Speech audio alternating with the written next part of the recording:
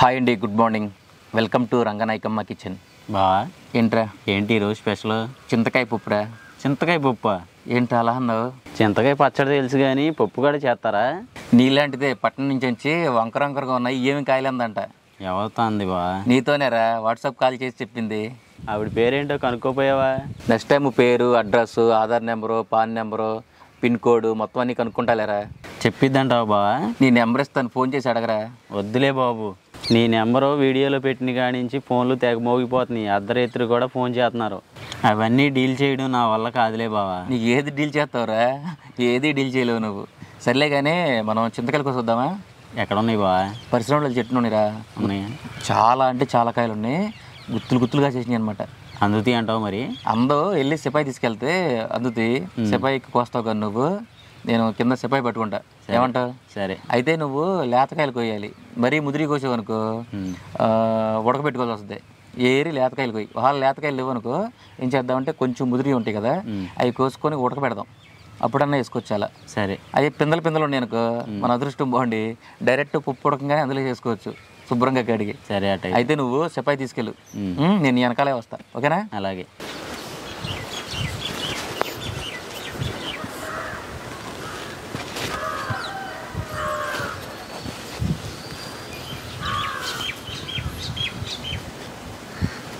బావా లేతకాయలు కొయ్యమంటావా ముదురుకాయలు కొయ్యమంటావా? పండుకాయలు కొయ్యరా. పండి ఎక్కడ ఉన్నాయి బావా? మరే పప్పులోకి కదా, లేతకాయలు కొయ్యి బాగుంటుంది. సరేలే.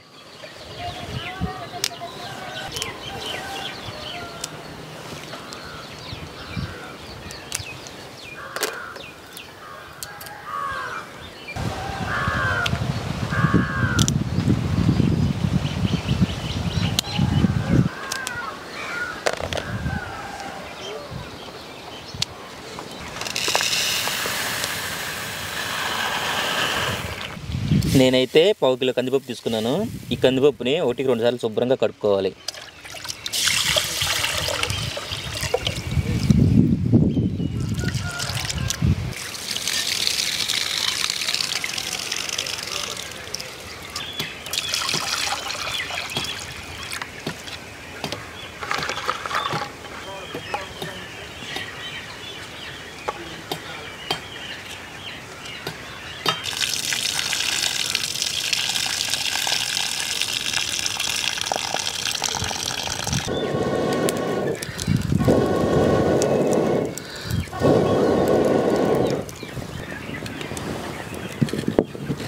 అంటే సార్ నీళ్ళు ఎందుకు?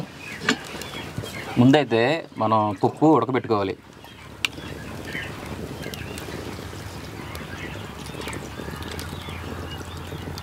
ఇంకొంచెం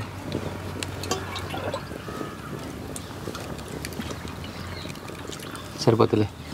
నువ్వు నీళ్ళు వేసి చింతకాయలు కూడా ఉడకబెట్టేసి, అలాగే ఇందులో కొంచెం ఆయిల్ కూడా వేసుకుంటున్నాను.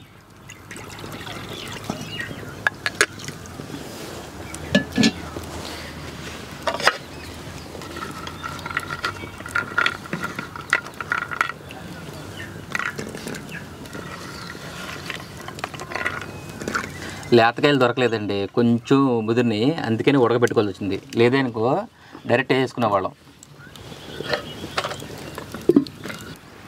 సోషల్ మీడియాలో నెంబర్ పెడితే 100లో 50% జెన్యున్ కాల్ చేసి మాట్లాడుతున్నారండి, 50% ఏమో ఫేక్ కాల్స్ వస్తున్నాయండి. ఒకప్పుడు అమ్మాయి నెంబర్ పెడితే చాలా ప్రాబ్లమ్స్ ఉంటాయండి. ఇప్పుడు అమ్మాయి అబ్బాయిని తేడా లేదు, నెంబర్ దొరికితే చాలు ఆడేసుకుంటున్నారు. చూస్తూనే ఉన్నాం కదండి, అన్ని ట్రాప్ లాంటి వాటి వల్ల ఎన్నో కుటుంబాలు నాశనం అయిపోతున్నాయి, ఎంతోమంది జీవితాలు పోతున్నాయి. జాగ్రత్తగా ఉండండి. ఆడవాళ్ళంటే నాకు చాలా రెస్పెక్ట్ ఉందండి, కానీ కొంతమంది అనవసరంగా ఫోన్ చేసి టైంపాస్ చేస్తున్నారు. ప్లీజ్ ప్రతి ఒక్క సిస్టర్కి చెప్తున్నాను, రోజులు అసలు బాగోలేదు. ఎవరు తీసుకున్న గోతులో వాళ్ళే పడతారన్న విషయం గుర్తుపెట్టుకోండి. నాకైతే పెళ్ళయిందండి, 2 పిల్లలు కూడా ఉన్నారు. ఫేక్ కాల్ చేసి టైం అంతా వేస్ట్ చేయొద్దు. ఇది నా రిక్వెస్ట్, అర్థం చేసుకుంటారని అనుకుంటున్నాను. బ్లాక్లో పెడుతుంటే వేరే నెంబర్ నుంచి చేస్తున్నారు. ఏంటంటే బాబు ఇలా ఉన్నారు? ఇదే పని మీద ఉన్నారా ఏంటి వీళ్ళు? కావాలంటే మా వెంకటేష్ నెంబర్ ఇస్తాను, ఫోన్ చేయండి. ఇంకా నయ్యం ఊరుకో, మా అమ్మకి తెలిసిందనుకో చీపిరి గట్ట తిరగేసి కొట్టిద్ది. మనకెందుకులేవా? సరదాగా అన్నాలేరా, నేనెందుకు ఇస్తాను?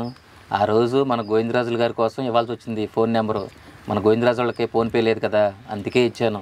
దయచేసి మన ఫ్యామిలీలో ఉంటున్న మన సబ్స్క్రైబర్స్ ఎవరు తప్పుగా అనుకోకండి. కొంతమంది ఫేక్ కాల్ చేసి చాలా ఇబ్బంది పెడుతున్నారండి, చాలా ఇరిటేషన్ పెడుతున్నారు, వాట్సాప్లో చాటింగ్లు చేయడం ఇలాంటి అన్నీ చేస్తున్నారు. మీకే చెప్పేది కొంచెం ఇలాంటి తగ్గించుకుంటే చాలా మంచిదండి. బావా ఈరోజు సాయంత్రం బీచ్కి వెళ్దామా? ఇప్పుడు బీచ్ ఎందుకు గుర్తొచ్చింది ఇంత చలిలో? మంచులో బీచ్ చూడడానికి చాలా బాగుంటుంది బావా. నువ్వు అన్నట్టు బీచ్ చూడడానికి చాలా బాగుంటుందిరా, కానీ మన మచిలీపట్నం బీచ్ మొత్తం పాడైపోయింది.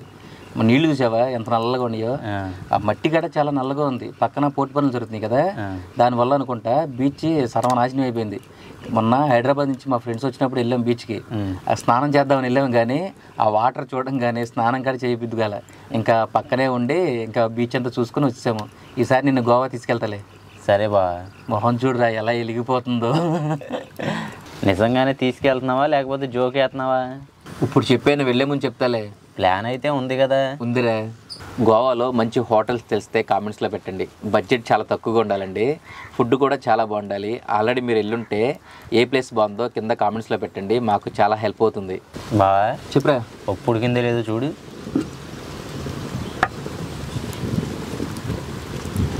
కొంచెం టైం పట్టుద్దిరా. టైం పట్టిద్దా?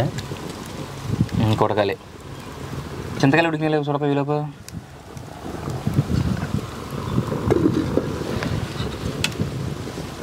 మెత్తగా ఉడికిపోయినట్టున్నాయిగా. ఉడికిపోయినావా?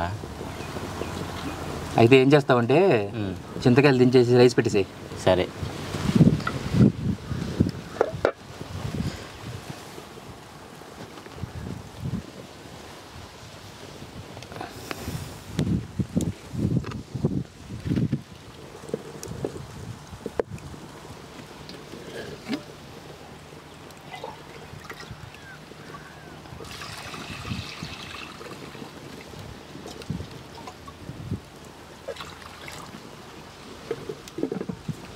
రైస్ ఉడికేలోపు పప్పు కూడా ఉడికిపోద్ది.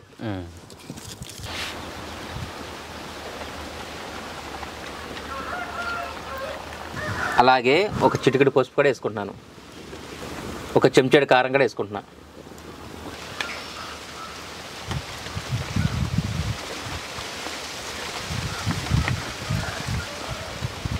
మనం ఉడకబెట్టుకున్నాం కానీ చింతకాయలు, ఈ చింతకాయల్ని మెత్తగా పిసుక్కుంటున్నాను.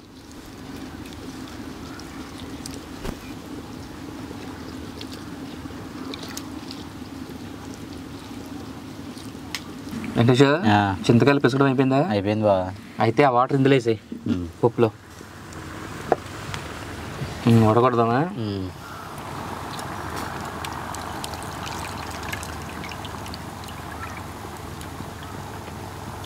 కాదు.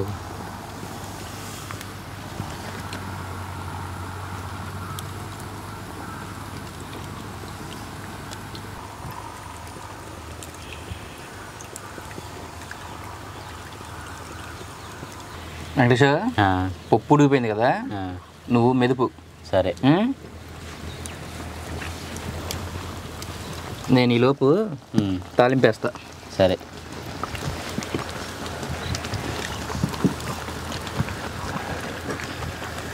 ఆయిల్,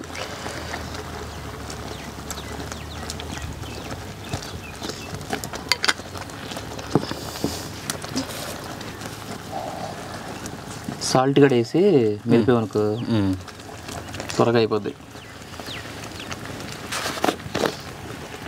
అలాగే టేస్ట్కి సరిపడా సాల్ట్ కూడా వేసుకుంటున్నాను.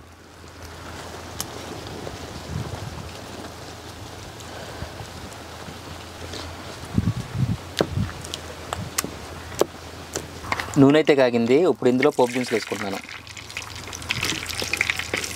అలాగే వెల్లుల్లిపాయ రెబ్బలు కూడా వేస్తున్నాను.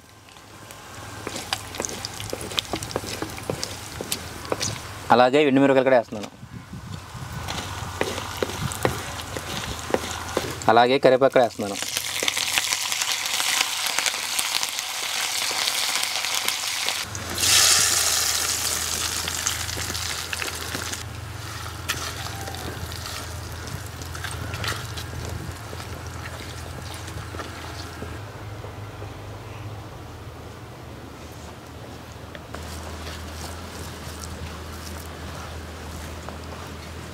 చింతకాయ పప్పు, అలాగే నెయ్యి, మామిడికాయ పచ్చడి, అసలు కాంబినేషన్ సూపర్ ఉంటుంది అనమాట.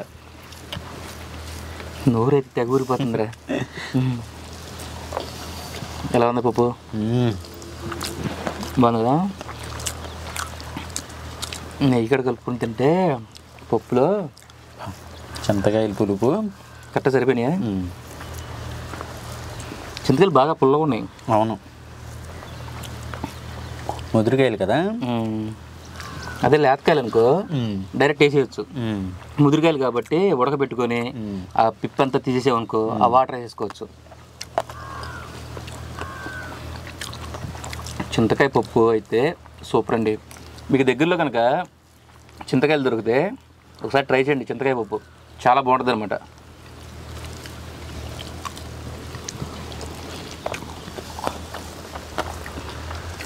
వేడి వేడి అన్నంలో మామిడికాయ పప్పు పచ్చడి అలాగే నెయ్యి పప్పు కలుపుకుని తింటే ఆ టేస్టే వేరండి. టేస్ట్ మాత్రం మామూలుగా రాలా, చాలా బాగా వచ్చింది కదా. పులుపు కూడా కరెక్ట్గా సరిపోయిందిరా.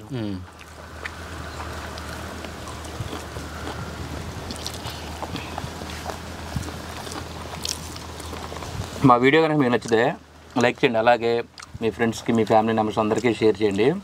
మీరు కూడా బయట మార్కెట్లో చింతకాయలు కొనుక్కొచ్చి పప్పు ట్రై చేయండి. చాలా బాగుంటుంది అనమాట. ఎలా వచ్చిందో కామెంట్స్లో పెట్టండి.